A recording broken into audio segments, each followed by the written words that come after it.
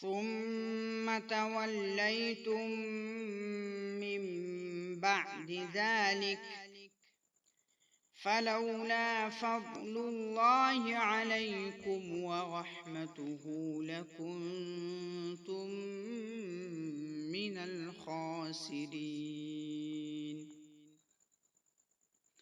ولقد علمتم الذين اعتدوا منكم في السبت فقلنا لهم كونوا قردة خاسئين فجعلناها نكالا لما بين يديها وما خلفها وموعظة للمتقين. وإذ قال موسى لقومه إن الله يأمركم أن تذبحوا بقرة قالوا أتتخذنا هزوا قال أعوذ بالله أن أكون من الجاهلين.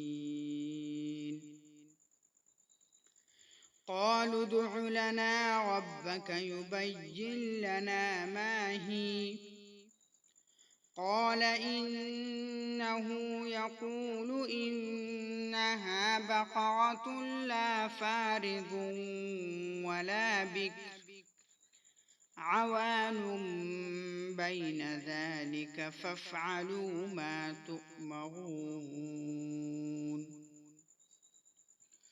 قالوا ادع لنا ربك يبين لنا ما لونها قال إنه يقول إنها بقرة صفراء فاقع لونها تسر الناظرين. قالوا ادع لنا ربك يبين لنا ما هي